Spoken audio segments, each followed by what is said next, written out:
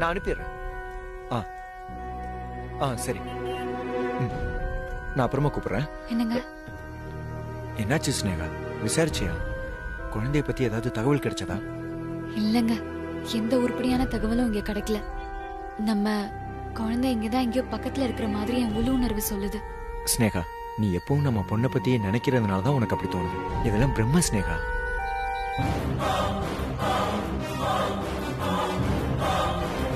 சரி வாப்பா.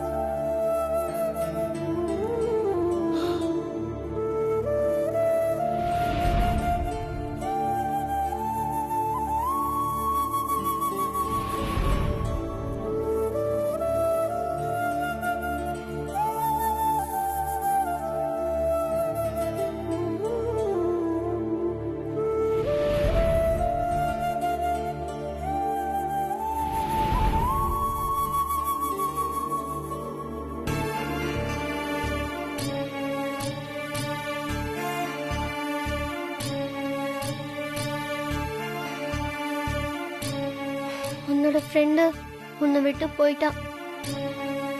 திரும்ப வருவாளான்னு தெரியல.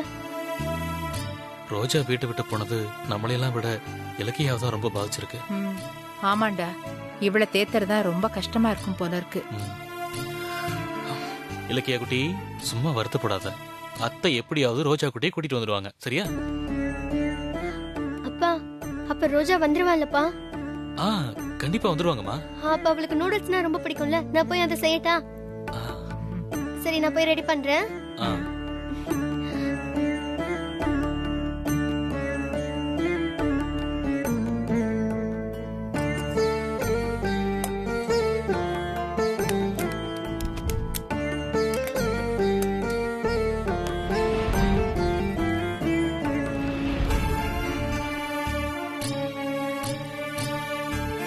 பாத்தியா இளங்கோ, இவளுக்கே நூடுல்ஸ் வேணும்னா நாம செஞ்சு கொடுப்போம். இப்ப ரோஜா மேல இருக்கிற பாசத்துல இவளே செய்ய போறா. பாத்தியா?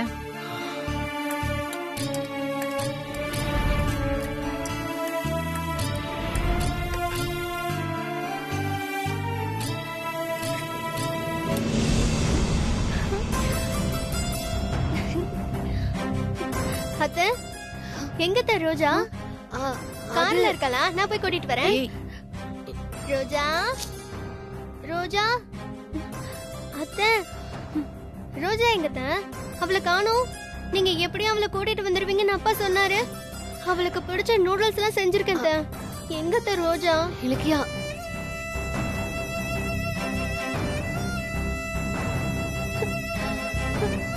இல்லடா செல்லம், ரோஜா அந்த ஆசிரமத்தை சேர்ந்தவன்னு சொன்னாங்கல்ல. அப்பா, அங்க போனதும் ஆசிரமத்துல இருக்கிற குழந்தைங்களை அவளை கட்டி பிடிச்சுக்கிட்டாங்க. அதனால அவளை அங்கிருந்து கூட்டிட்டு வர முடியாம போயிடுச்சு. அத்தை, நீங்க ரோஜாவை தத்த எடுத்திருக்கலாம்ல. அப்படி செஞ்சிருந்தா அவ நம்ம கூடவே இருந்திருப்பான்ல. நீங்க ஏன் அதை செய்யல? இலக்கியா, இல்லடா செல்லம், அது நம்மளால முடியாது. இங்கேயே சொன்னாங்கல்ல, வேற ஒருத்தவங்க தத்து எடுத்துட்டாங்கன்னு. இது பாரு, நானே மனசை கல்லாக்கிட்டு வந்திருக்கேன்.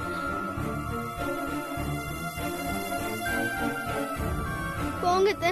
நீங்க எப்படி ரோஜா கூட்டிட்டு வந்துருவீங்கன்னு அப்பா சொன்னாரு. நான் எவ்வளவு ஆசையோட இருந்தேன் தெரியுமா? நீங்க என்ன ஏமாத்திட்டீங்க அத்தை.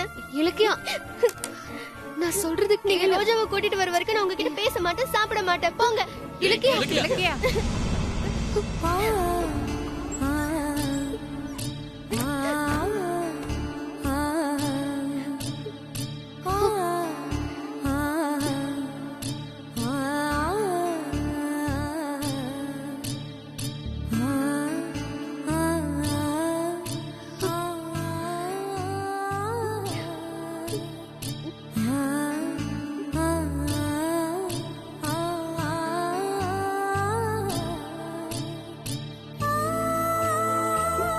என்ன ராசாத்தி? நான் என்ன பண்ணுவேம்மா? ரோஜா இல்லங்கிற துக்கமே என்னால தாங்கிக்க முடியல. இதுல இலக்கியா என்கிட்ட பேச மாட்டேன்னு சொல்றா. என்னால முடியல. ராசாத்தி அழாத. இலக்கிய ஏதோ கோபத்துல பேச மாட்டேன்னு சொல்றா. அவளால உங்கூட பேசாம இருக்க முடியுமா சொல்லு? கண்டிப்பா பேசுவா. நீயே அதே மனசு நினைச்சிட்டு கவலைப்படாத. கண்ணை தொடச்சுக்கோ. விடு ரசதி விடு. இப்ப என்ன, ரோஜா எங்க இருந்தோ நம்ம வீட்டுக்கு வந்தா. நம்ம வீட்டுல ஒருத்தி மாதிரி எல்லார் கூடவும் சேர்ந்து சந்தோஷமா இருந்தா. திரும்ப அவ இருக்க வேண்டிய இடத்துக்கே போயிட்டா. விதி நம்ம கிட்ட திரும்ப ரோஜாவை சேர்க்கணும்னு இருந்தா கண்டிப்பா அவ நம்ம கிட்ட வருவா. நீ மனசு தேத்திக்கோ.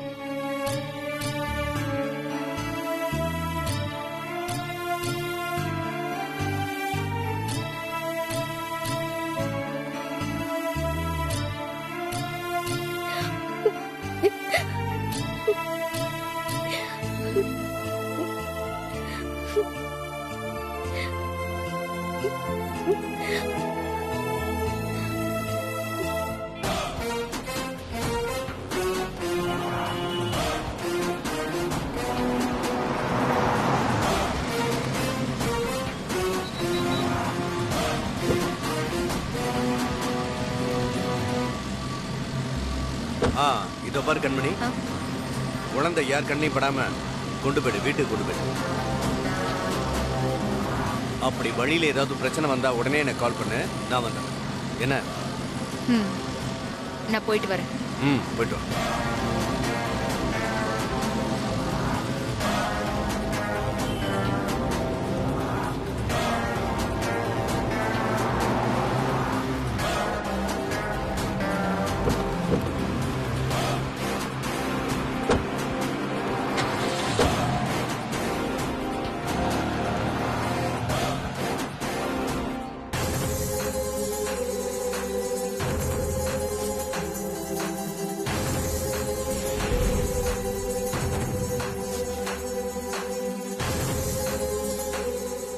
ஐயோ, குழந்தைய எப்படியாச்சும் கூட்டிட்டு வந்துடுன்னு சொல்லிட்டு போனா, என்னாச்சு ஏதாச்சுன்னு ஒரு தகவலும் தெரியலையே.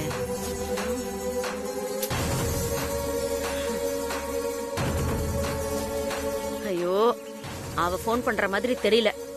சரி, நாமளே போன் பண்ணி பாப்போம்.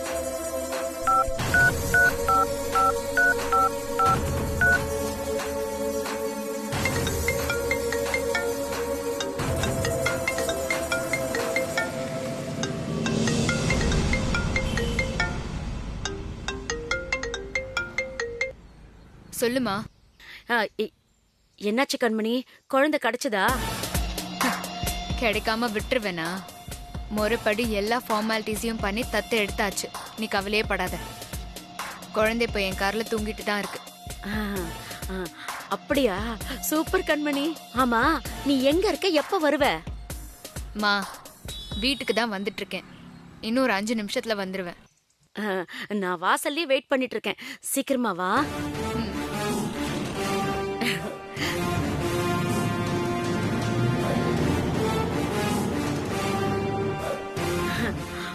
அப்பாடி, ஒரு வழியா அந்த அதிர்ஷ்ட குழந்தைய கைப்பற்றியாச்சு. சும்மா சொல்லக்கூடாது என் பொண்ண. கண்மணியா கொக்கா எப்படியோ காரியம் சாதிச்சுட்டா. எல்லாம் யாரால? நம்ம வளர்ப்புனாலதான்.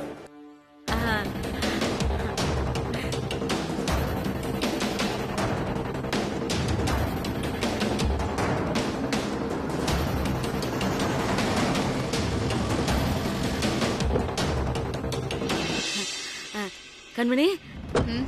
அந்த குழந்தை எங்கடி இருக்கு? மா உள்ள தூங்கிட்டு இருக்கு. இரு நான் தூக்கிட்டு வரேன். ஏய், அம்மா, இரு. என்ன? நான் தூக்குறேன்.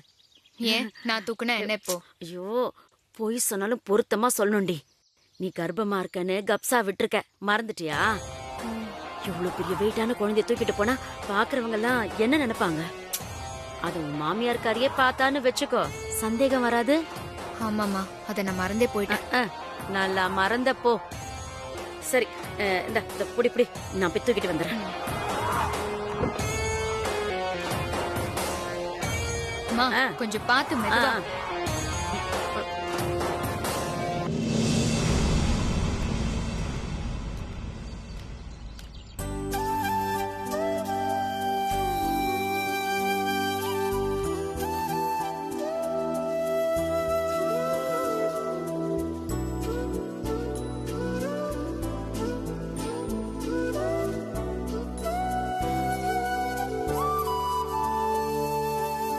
அம்மா, என்னாச்சு?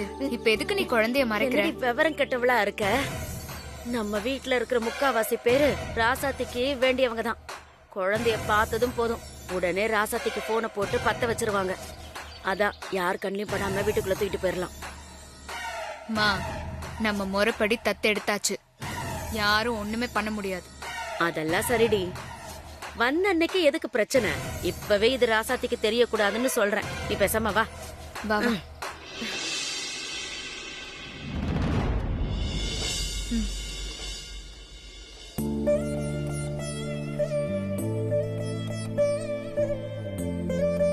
பாத்து வாமா.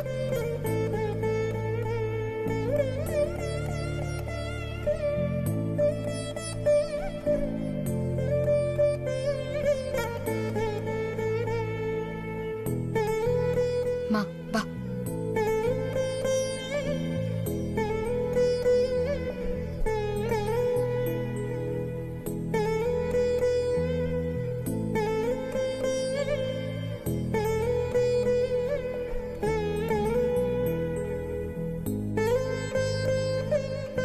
அம்மா தாயே, எத்தனை நாள் நான் உனக்கு பூஜை பண்ணிருக்கேன்.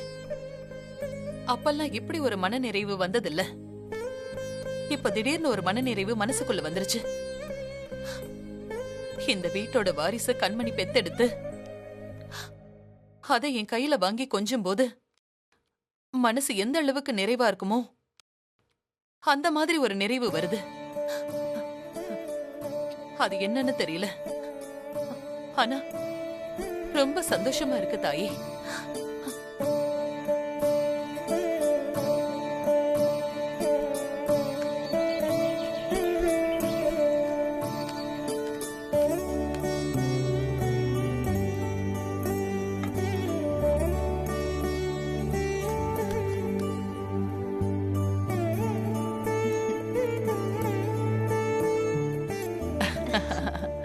மங்க, வெள்ளிக்கிழமை அம்மனுக்கு பூஜை பண்ண ஆரத்தி எடுத்துக்கோங்க.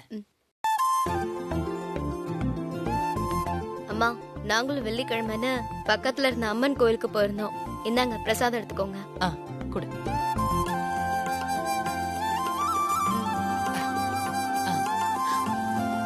என்னன்னு தெரியல மங்க, சாமி கும்பிடும் போது ஒரு மன நிறைவு வந்துச்சு. வெளியில வந்தா நீங்க அம்மன் கோயில் பிரசாதத்தை கொடுக்கறீங்க, ஏதோ ஒரு நல்லது நடக்க போகுதுன்னு மனசுக்கு படுது. ஆமாங்கா, நல்லது நடக்கும்னு சந்தோஷமா இருங்க. எல்லாமே நம்ம பெரிய வீட்டு வாரிசு உருவான நேரம் தான். ஆமாமாங்க, கரெக்டா சொன்னேன். இந்த பிரசாதத்தை முதல்ல கண்மணிக்கு தான் கொடுக்கணும். அவதான் பெரிய வீட்டு வாரிசு வயித்துல சுமந்துட்டு இருக்கா. அவ சாப்பிடுறதுன்னு முறை. நான் கொடுத்துட்டு வந்துடுறேன். இந்த புனிதா. சரிம்மா.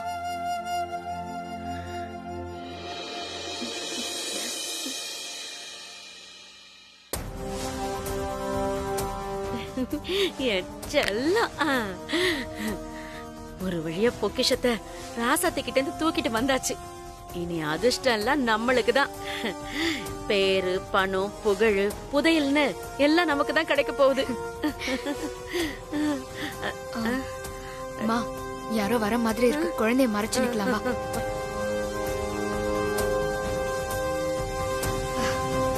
அத்தை, நீங்க தானா? ஏன், என்னாச்சு? நாங்க வேற யாரோ நினைச்சு பயந்துட்டோம். பயந்துட்டீங்களா? அப்படி என்ன இருக்கு ரூம்ல?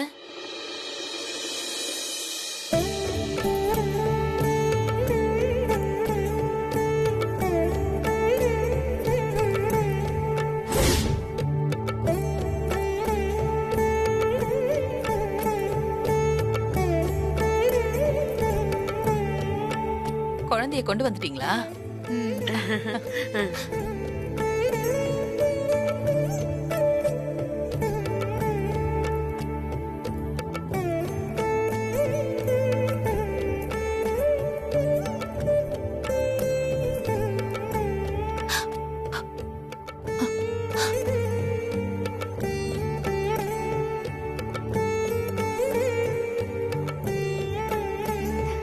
கண்மணி, உண்மையிலேயே இந்த குழந்தைகிட்ட ஏதோ ஒரு சக்தி இருக்கு. நீ இவளை இப்போ வீட்டுக்குள்ள கூட்டிட்டு வரும்போது எனக்கு ஒரு மனநிறைவு வந்துச்சு.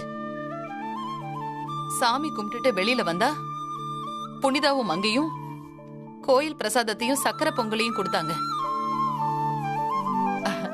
அத உனக்கு கொடுக்கலான்னு வந்தா குழந்தை இங்க இருக்கு. இப்பவும் இந்த குழந்தைய பார்க்கும்போது ரொம்ப மனசு நிறைஞ்சிருக்கு.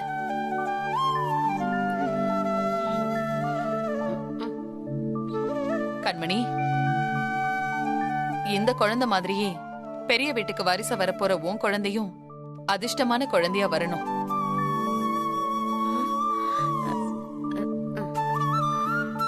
அம்மனை வேண்டிக்கிட்டு இந்த பிரசாதத்தை சாப்பிடு. இந்தா.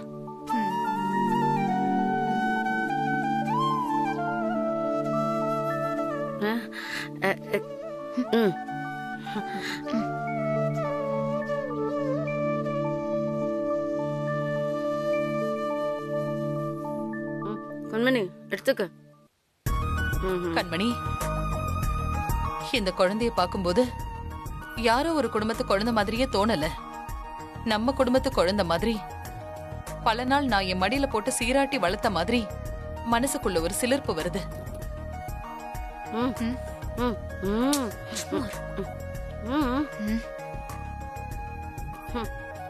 இவளுக்கும் எனக்கும் பூர்வ ஜென்மத்துல ஏதோ ஒரு தொடர்பு இருக்கும் போல.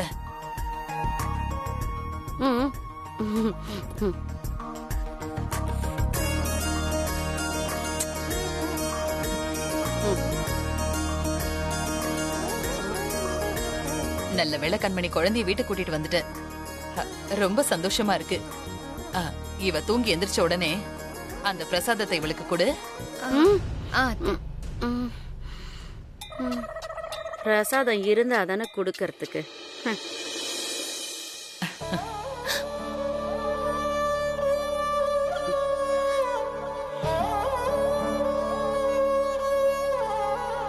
சரி, நீ பாத்துக்கோ. சரிங்க.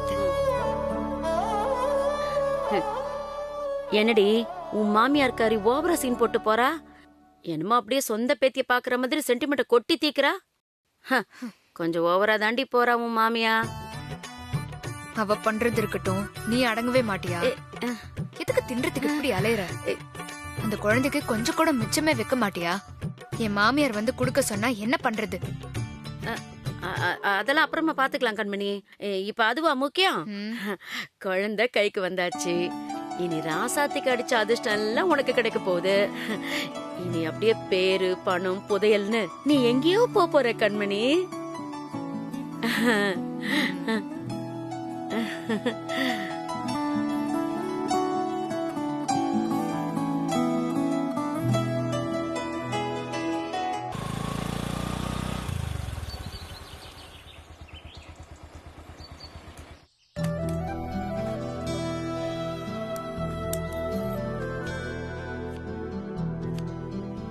அக்கா, என்னம்மா? நான் கொஞ்சம் வெளியே வரைக்கும் போயிட்டு வந்துடுறேன். சரிங்கம்மா, பாத்து போயிட்டு வாங்க. சரிக்கா. மோனிஷா ராசாத்தி வீட்டுல இருக்காங்கிறத ஸ்னேகா கிட்ட எப்படி சொல்றது? அதுவும் அவ வாய் பேச முடியாத நிலைமையில இருக்கான்னு தெரிஞ்சா ஸ்னேகா உடஞ்சே போயிடுவா.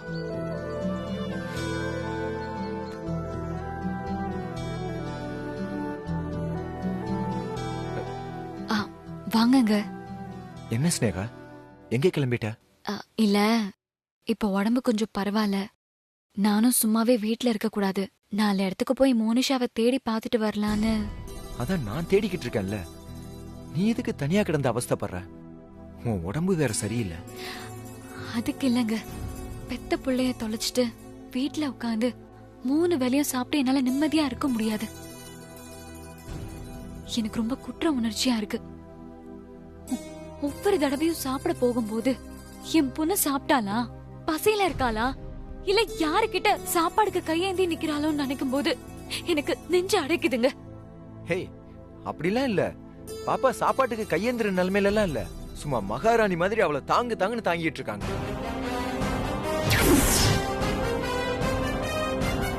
அவ போய் சேர வேண்டிய இடத்துல தான் சேர்ந்திருக்கா. நீ கவலைப்படாம இரு.